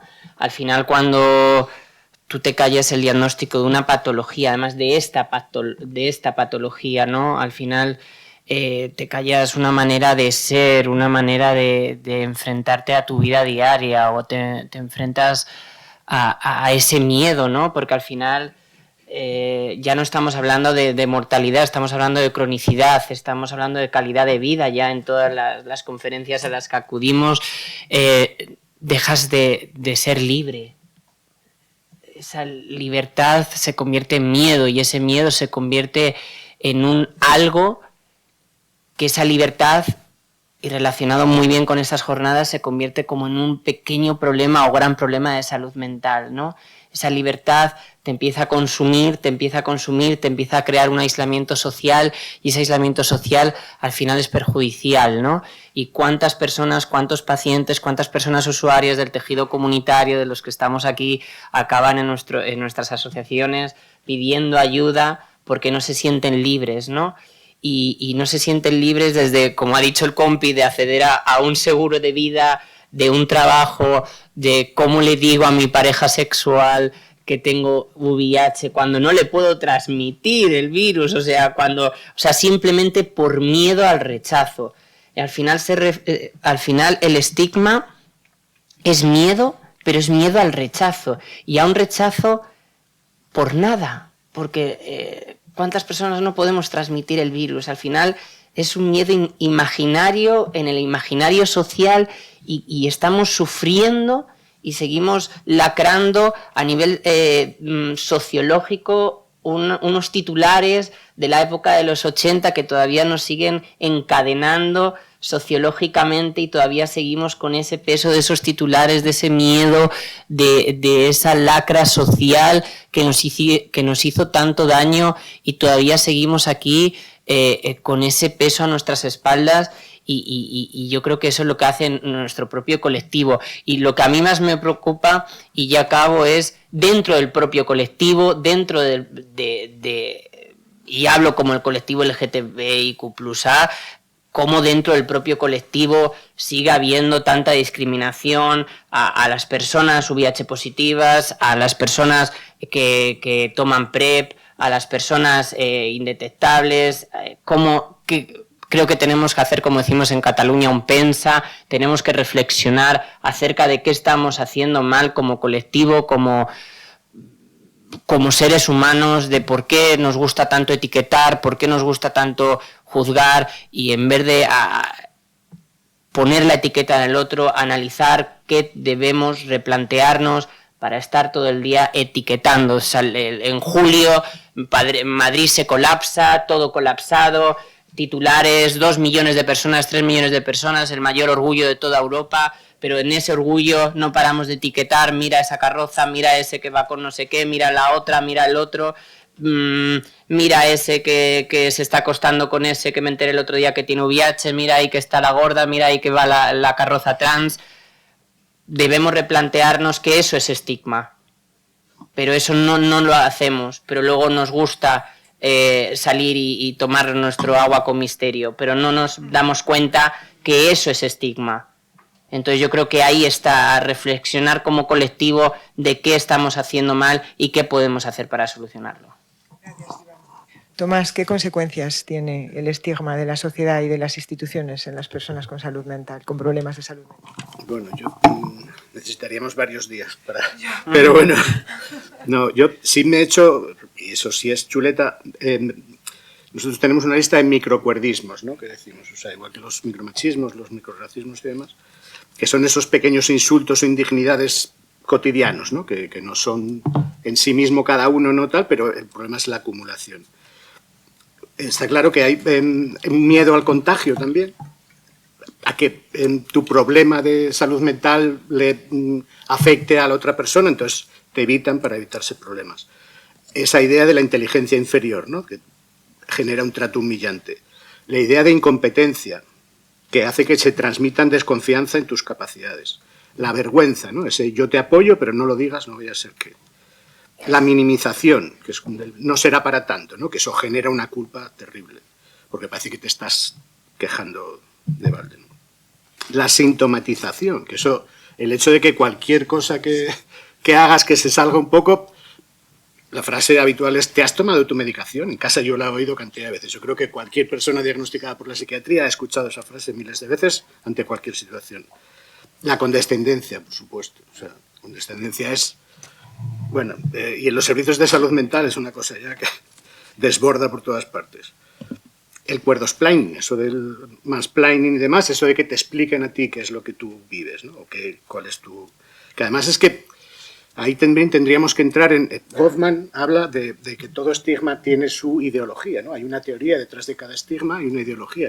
En lo nuestro, está claro, yo la llamo enfermomentalización, ¿no?, y es una ideología que está pensada y ejecutada desde la psiquiatría o desde los servicios de salud mental o como se les quiera llamar. O sea, en general el estigma que hay respecto a la salud mental viene de todas esas ideas de que somos defectuosos, luego en los tribunales de que somos peligrosos, y ahí van los peritos a exculpar a alguien arrojándonos la culpa sobre todos nosotros.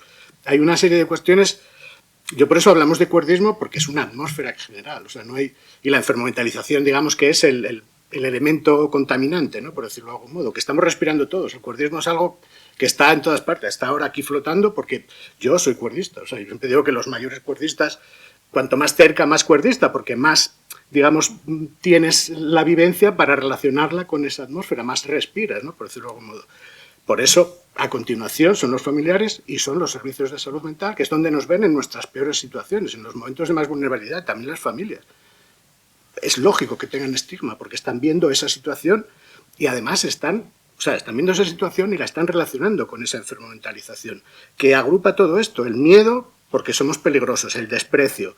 La porofobia no es solo con respecto a los pobres, es hacia cualquiera que no nos pueda aportar nada, ¿no? O que creamos que no nos puede aportar nada. La culpa que nos generan, la vergüenza, el hecho de que seamos vistos como una carga, ¿no?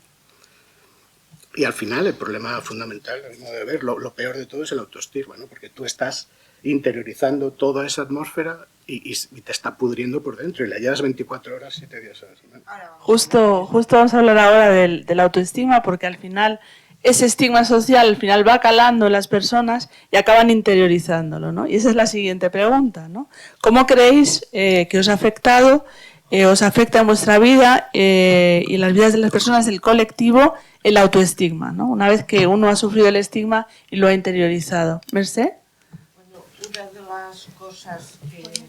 ¿El micro? Una de las cosas que a mí particularmente me ha pasado es el síndrome del impostor, ¿vale? No sé si lo conocéis muchos. Es cuando tienes un cargo con alguna responsabilidad en cualquier tipo de trabajo o en cualquier tipo de actividad y no te sientes capaz o crees que otras personas lo podrían hacer más bien que tú, cuando muchas veces te han elegido democráticamente. Esto afecta a muchas personas del colectivo de altas responsabilidades y son cosas que tienen a ver con el autoestigma, con la valoración de las personas, muchas veces nos centramos en la crítica, pero no en el reconocimiento. Y eso afecta muchísimo, ¿vale? Muchas veces te sientes inferior y todos somos valiosos. Y a mí me gustaría repetir unas palabras que dicen: valor significa verdad con uno mismo. La A de empatía y asertividad. La L de saber poner límites sociales pero también personales. La O de orgullo en el sentido de satisfacción con lo que haces y con lo que dices. Y la R de resistencia, resiliencia y recuperación. Si tenemos esta palabra grabada en la mente, que todos, absolutamente todos somos valiosos, podremos luchar muy bien para el autoestigma y para el estigma. Muchas gracias, Mercé. Quique, ¿cómo te ha afectado a ti y crees al colectivo el autoestigma, ¿no?, que viene de ese estigma social? Pues me ha afectado. Vamos a ver, a mí yo soy gay desde que estaba en la placenta, pero tomé conocimiento de ello pues a los 5 o 6 años. Y viendo cómo estaba la sociedad, yo estudiando en un colegio de curas, mi padre militar, pues imaginaos en el estigma que me crié, y yo tenía estigma interiorizado. Luego, bueno, vinieron muchas cosas, pero vino el VIH. El VIH me lo diagnostican con 26 años, en el 86, y yo todo lo que sabía del VIH eran cosas negativas.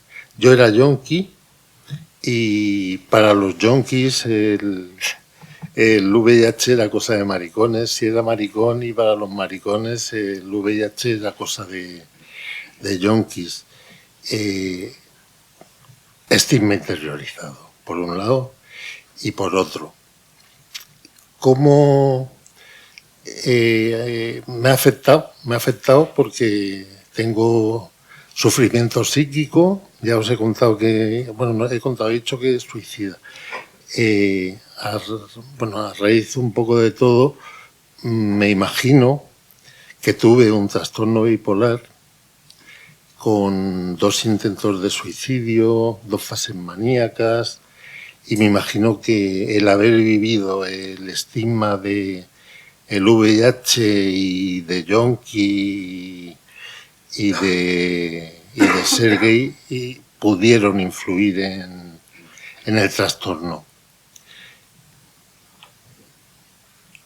Lo que pasa es que con eso se puede romper. Quiero decir, ahora ya yo sé que hay gente que se aparta de mí porque saben que está en prisión y no se fían.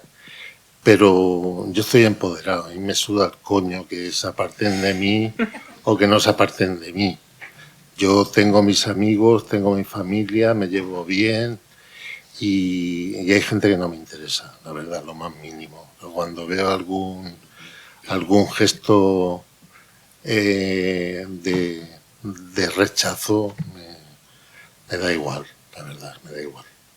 Tengo ya 65 años y la vida muy hecha.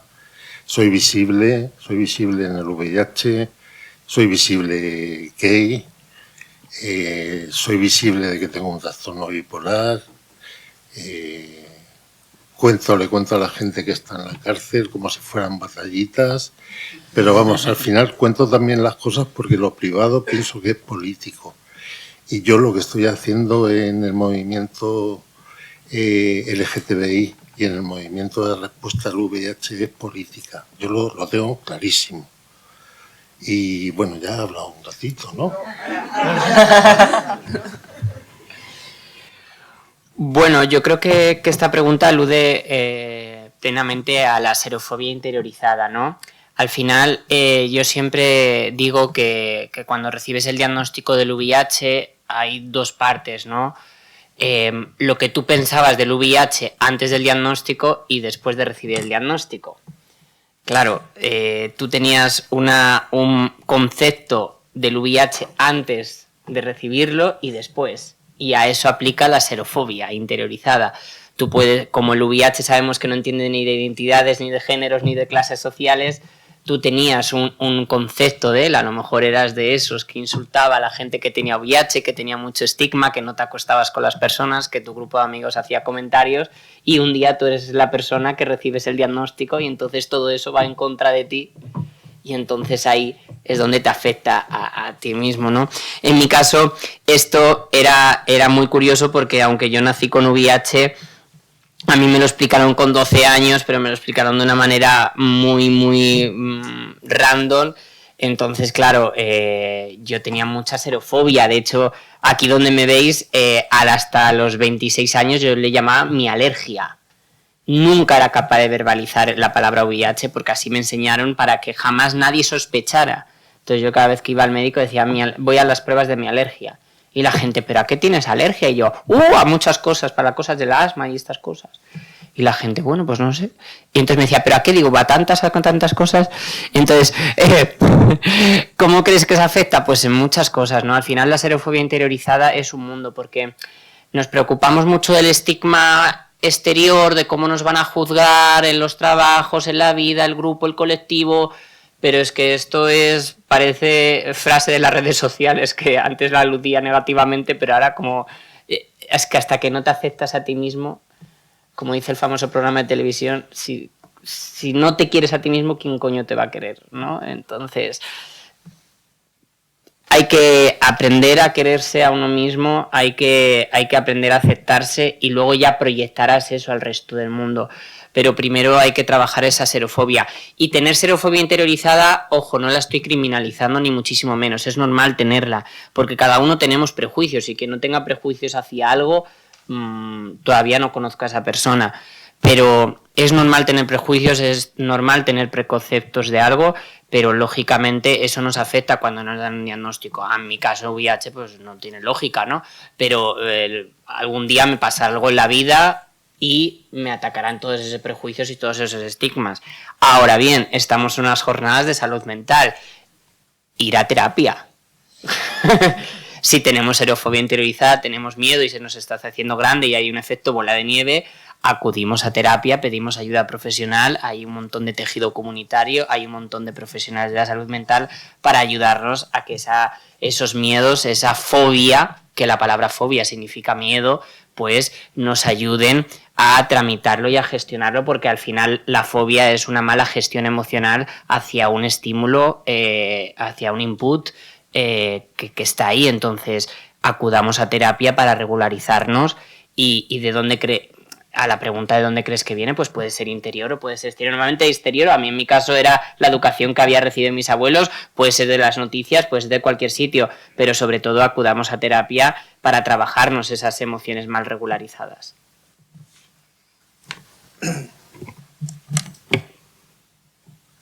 A ver, autoestima. Yo decía que en la primera parte de mi vida no... Bueno, sí, seguro que tenía elementos de autoestima, ¿no? Yo donde estoy notando el autoestima es ahora porque es que trabajo en un medio de comunicación. Y es inevitable, quiero decir, cuando se dan noticias de tribunales en los que un abogado cuela lo de un diagnóstico psiquiátrico como elemento atenuante, yo siempre digo que ese atenuante cae sobre nosotros, ¿no? Sobre cualquiera que comparta esos diagnósticos. Yo a veces pienso en Semmelweis y en cómo descubrió cómo era el procedimiento, ¿no? El proceso por el que se contagiaban cuando se descubrieron los virus, sería muy largo. Quiero decir que al final en nosotros es el diagnóstico el que está transmitiendo ese autoestima y el que está transmitiendo el cuerdismo. A mí me asombra que ya no se habla de subnormales, de retrasados, de tal, pero la esquizofrenia está aquí desde principios del siglo XX. Y a nadie se le ha ocurrido que ese término es, a día de hoy, las connotaciones que tiene son muchísimo más de cuerdismo que realmente lo que pueda significar como enfermedad. O sea, habría que eliminarlo. De hecho, hay países que ya no lo han eliminado, pero esquizofrenia y todos los demás. No digo que haya que renovarlos. El problema es la enfermomentalización. Pero bueno, yo lo que quiero decir es que yo siento autoestigma en mi tele cuando se da una información que es claramente estigmatizadora y yo no me encuentro con herramientas adecuadas para hablar a todos mis compañeros y explicarle. Hace poco organizamos una jornada con el Colegio de Periodistas en Asturias, que vino Silvia, por cierto, con intención precisamente de empezar a hablar con los periodistas. También vinieron muy poquitos, ¿no? Incluso, bueno, en fin. Lo que quiero decir es que para mí el autoestima... Estas situaciones a mí me generan una ansiedad tremenda. O sea, yo en la tele, bueno, encontré un despachín donde puedo ir a hacer las llamadas porque a veces es que no puedo ni llamar. Es una sala corrida y me genera una ansiedad brutal, o sea, porque es que es una frustración, yo estoy con la rabia permanente por estas cuestiones, pero bueno, entiendo que también es natural, o sea, a veces cuando los compañeros hablan de los periodistas, es que los periodistas no tienen información, no saben, y lo que hacen es repetir lo que está en la atmósfera cuerdista, o sea, al final todos participamos de esa atmósfera cuerdista. De todos modos, yo sí me había apuntado una lista que saqué de el Frente de Liberación de Pacientes Mentales, en donde estaba Judith Chamberlain, que ellos hablando del mentalismo, que es como llamaban el cuerdismo, decía, las actitudes negativas se interiorizan y la persona siente vergüenza, bueno, voy a decirlo, siento vergüenza y me desmoralizo, me culpo de mis dificultades, pierdo confianza en mis capacidades, siento que debo ocultar la historia de mi vida, temo perder mi trabajo, el que lo tenga, mis amigos, mi credibilidad, me siento apartado, anulado, ignorado, me siento sin valor, sin esperanza sobre mi futuro, dirijo mi ira e impotencia hacia mí mismo y acabo pensando en matarme, ¿no? Es decir, digo porque el suicidio tampoco parece que el suicidio se relacione estigma y suicidio, cuando para mí es uno de los elementos fundamentales. Sobre todo la desesperanza, precisamente de esos diagnósticos que te dicen que es para toda la vida, que eres crónico, que vas a tener que tomar medicación toda la vida.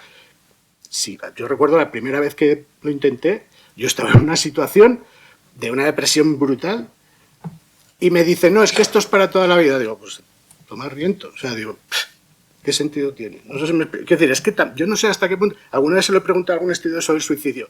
Me dice, no, y no lo tienen en cuenta. O sea, parece una cosa que los propios diagnósticos y ese concepto de enfermomentalización es pro-suicidio. Claro, el tema es cómo la coerción, ¿no? Y todos estos significantes que caen sobre las personas producen, ¿no? Y la violencia produce también suicidio, ¿no? Bueno, tenemos unas preguntitas justo para cada persona. No sé, ¿quieres empezar tú? No, empieza tú si quieres. Lo que pasa es que tenéis que ser muy breves. Soy muy breve. Y si te parece, Silvia, las dos últimas las fusionamos en la última para que nos dé tiempo porque nos quedan 10 minutos. Vale. Que yo estoy ahí preocupada por el reloj. Vale, genial. A Merce seremos breves. Merce, es la cuestión del género que nos parece muy importante, ¿no? Que nos compartieras un poquito cómo ese doble estigma de tener diagnóstico y ser mujer y sobre cómo influye, ¿no? Cómo influye el estigma y la violencia psiquiátrica que se vive. uno de los detonantes una de las perspectivas de tener un diagnóstico y ser mujer es doble discriminación, ¿vale? En el trabajo, en la familia, en todos los ámbitos. Por eso es muy importante el trabajo que estamos haciendo desde la Red Estatal de Mujeres y desde Salud Mental y Dones de Cataluña, ¿vale? ¿Qué podemos hacer para ello?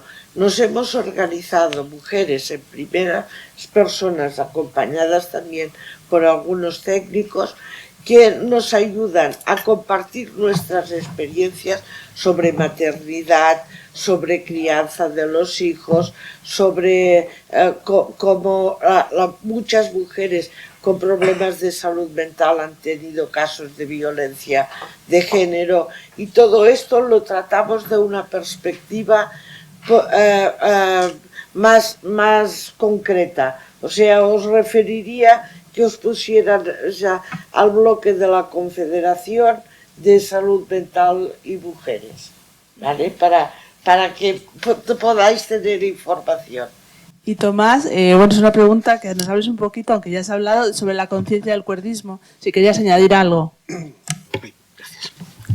Bueno, la conciencia del cuerdismo en realidad nació un poco como chufla de la conciencia de enfermedad, digamos, un ser insight, y es, digo, porque conciencia de enfermedad es lo que nos dicen a nosotros, ¿no? Tienes que tener conciencia de enfermedad para que te adhieras al tratamiento, ¿no? Y entonces está todo el adoctrinamiento que llaman psicoeducación.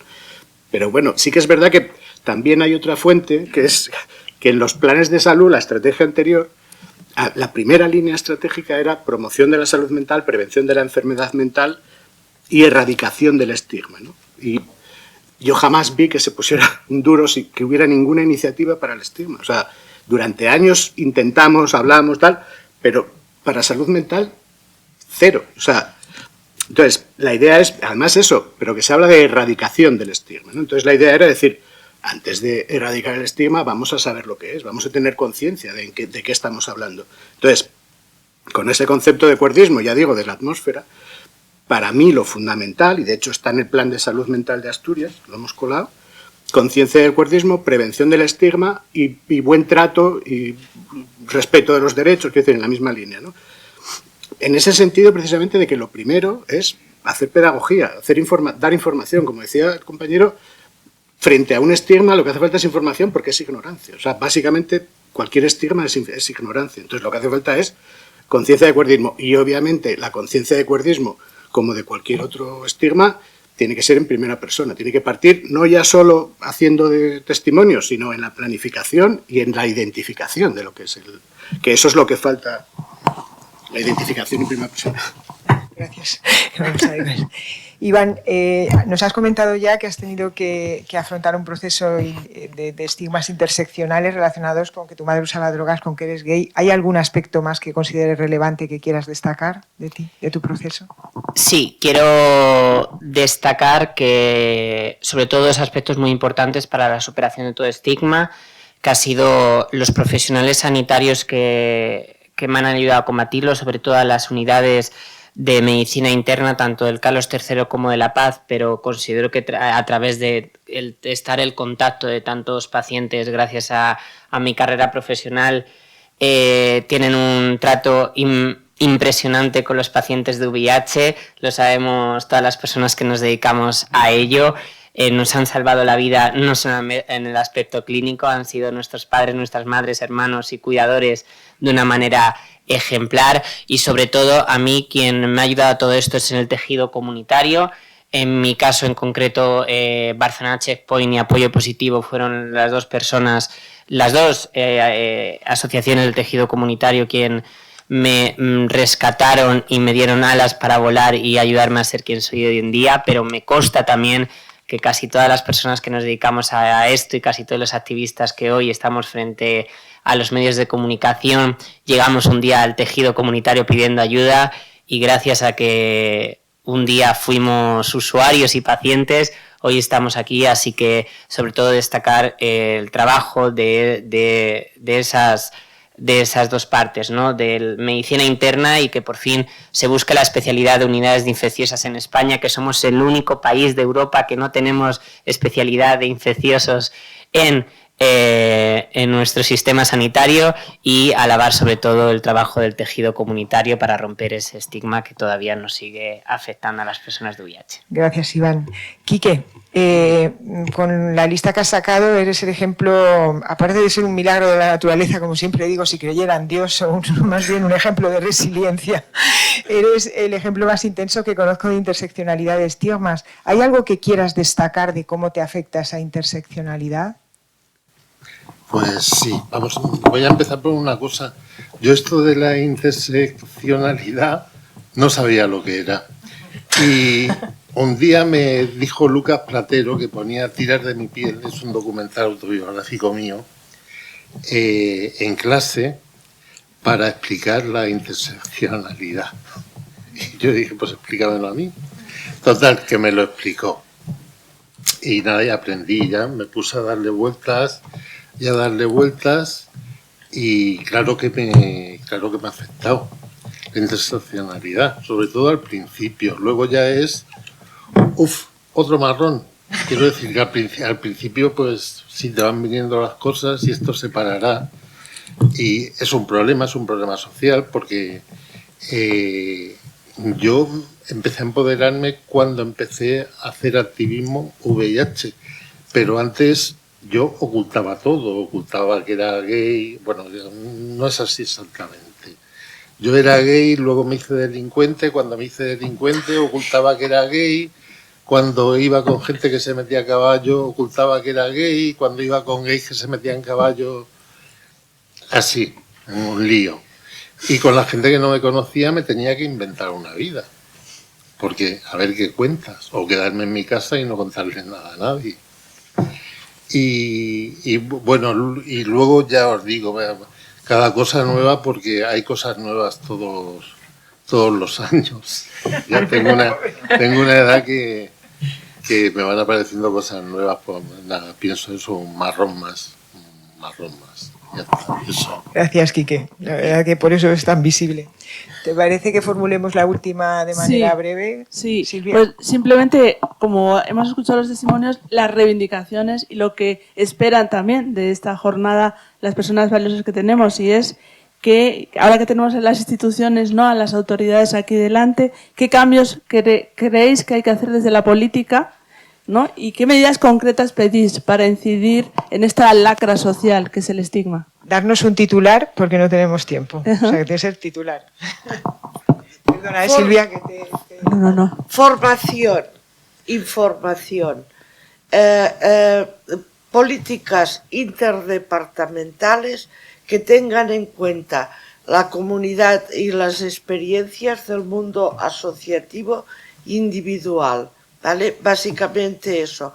Y para luchar contra el estigma, en Cataluña tenemos la organización Obertament, que si os ponéis en ella encontraréis proyectos de educación de todos los aspectos en el aspecto del estigma, pero sobre todo formación, educación y políticas públicas transversales y que tengan en cuenta las asociaciones y las entidades sin ánimo de lucro, porque estamos al pie del cañón y conocemos la sensibilidad de las personas, que nos tengan en cuenta desde el inicio de los proyectos. Muchas gracias, Merce. Quique. Pues mira, yo voy a hacer 3 reivindicaciones.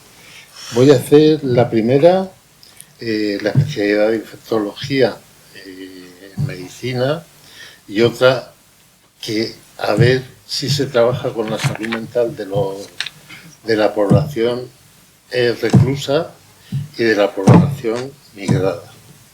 No. Ahí en nada. Según los últimos datos del ministerio donde estamos ahora mismo, 11 personas al día se suicidan en España. Un total, en los últimos datos, de 4.003 suicidios y 4.003 muertes. Más recursos de salud mental. No puede ser que las plazas PIR de psicólogo interno residente en España asciendan a una cantidad mínima todos los años. Por favor, más plazas de psicología y no podemos elevar este dato y utilizarlo como un titular más cada año. Más plazas de salud mental y no puede ser que no tengamos plazas para recoger a estos suicidios que son muertes. Me da igual que sea por estigma de VIH, me da igual que sea por estigma de salud mental, me da igual que sean por otros estigmas o por otras problemáticas. Necesitamos parar estas muertes de gente desesperada que ellos ven en sus cabezas que la única solución es la muerte. Bueno, yo diría que para mí lo fundamental es que de una vez se adapte la legislación española a la Convención de Derechos de Personas con Discapacidad. En 2019 se le hizo un informe a España, una revisión, por cierto, con un informe de la colección Activamente Hierbabuena sobre la vulneración sistemática de derechos. Y ahí le dice a España claramente, se ha hecho una ley ordinaria, hace falta la ley orgánica, porque lo que nos afecta a nosotros es el derecho fundamental a la libertad, que es el hecho, es una de las cosas que le dice la Convención, el Comité. Hay que eliminar toda involuntariedad, ingresos involuntarios y tratamientos forzosos. Hay que eliminar las contenciones, hay que imponer el consentimiento libre e informado de verdad. Todo ese tipo de cuestiones son medidas anticuerdismo. Yo sí me gustaría que se replicara abiertamente porque efectivamente es un ejemplo estupendo lo que hay en Cataluña. Y que haya un apoyo al movimiento asociativo en primera persona realmente, más allá del movimiento asociativo vertical, ¿no? Y, por ejemplo, una medida que sería muy importante sería que la figura de agente de apoyo entre pares se ponga de una vez sobre la mesa, haya una titulación y tenga una validez, y no precisamente que trabaje con los equipos de salud mental, sino, a mi modo de ver, tiene que trabajar desde fuera como el asistente personal, ¿no? Bueno, nos quedan 30 segundos para hacer cada uno el cierre, ¿te parece? Primero, decir gracias a estas voces valiosas. Habéis escuchado el dolor que causa el estigma. El estigma es vulneración de derechos, no nos olvidemos nunca, y con eso tenemos que terminar. Y la petición también es, las voces en primera persona tienen que estar en el centro, ser protagonistas y no estar de adorno, sino que tenemos que ser agentes del cambio nosotros también. Sí, yo además de dar las gracias por los maravillosos testimonios y por esta oportunidad, sí quiero también aprovechar, porque siempre que me dan un micro algo pido. Entonces quiero sumarme en el ámbito del VIH a mis compañeros, a la directora general, no está la ministra, trasladarle a la ministra que la misma valentía y determinación que ha tenido como líder de la oposición la esperamos para que se enfrente a las fuerzas oscuras que están impidiendo la especialidad de enfermedades infecciosas.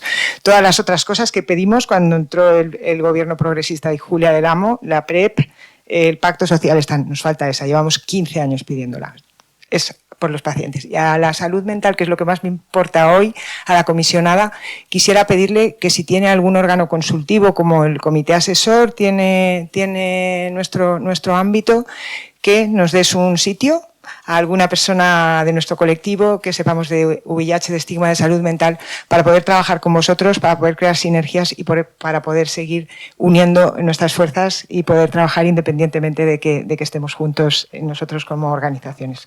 Así que muchísimas gracias, ha sido maravilloso. Gracias. Sí, gracias.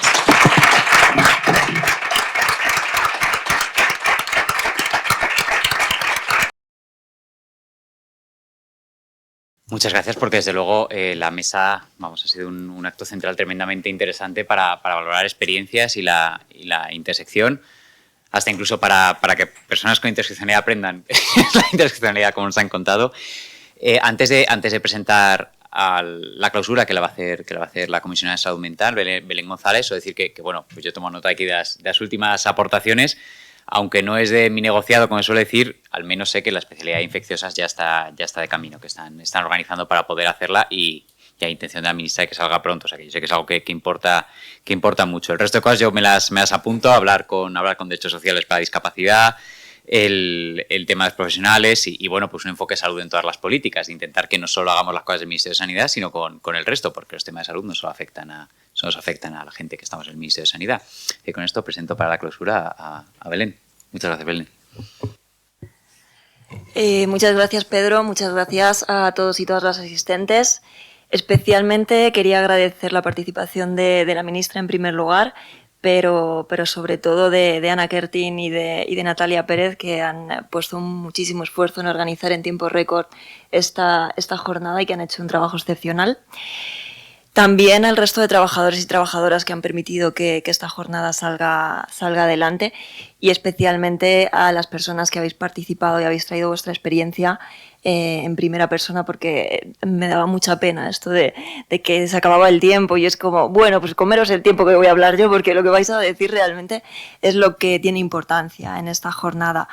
He tomado nota, como siempre hago, ¿no?, de las experiencias que traéis y de vuestro conocimiento, porque me parece el eje sobre el que tenemos que trabajar en el Comisionado de Salud Mental. Desde luego hay una línea histórica que habéis marcado desde las luchas contra la discriminación y el estigma en VIH. Decía antes Tomás como que había una sensación de desierto detrás de las luchas históricas, ¿no?, de salud mental, pero bueno, quizás no han sido tan potentes como las del VIH, pero yo creo que han estado ahí y que desde aquí las tenemos que recoger, fortalecer y seguir luchando en esa dirección, ¿no? De hecho, me acordaba de Kate Millett y del libro de su experiencia es el Viaje al manicomio. Gracias. Viaje al manicomio. Y allí establecían, había un párrafo que no he conseguido localizar exactamente, pero un párrafo que hablaba de algo que Franco Basaglia, que Goffman y que Foucault también han nombrado en otros momentos. Y es que señalaban que el miedo a la locura ajena es el miedo a la locura que hay en nosotros, ¿no?, en cada uno de nosotros, y que por eso precisamente es por lo que establecíamos esa distancia con las personas a las que tildábamos de locas o a las que atribuíamos esta locura. Es cierto que en el momento en el que estamos, y prueba de ello es la creación del comisionado, se ha roto un tabú en torno a la salud mental. Pero yo me preguntaba, ¿qué tabú se ha roto?, ¿no? Porque muchas de las personas que estamos aquí habremos pasado por una consulta de psicología. Es relativamente fácil. Incluso muchos de nosotros o nosotras podemos conocer la experiencia de haber tomado ansiolíticos, antidepresivos. Es mucho menos probable que las personas que estamos aquí, ¿no?, exceptuando algunas de vosotras, hayamos tenido experiencias de ingresos involuntarios o de contenciones mecánicas o de acercarnos con temor a un sistema sanitario por si acaso eso iba a suponer una intervención que de ninguna manera queríamos sobre nuestros cuerpos y sobre nuestras mentes. Creo que ese tabú, creo que ese estigma sí que está todavía por romper, porque nos imaginamos, ¿no? Todos decimos, yo me puedo imaginar en una consulta de psicología haciendo una psicoterapia.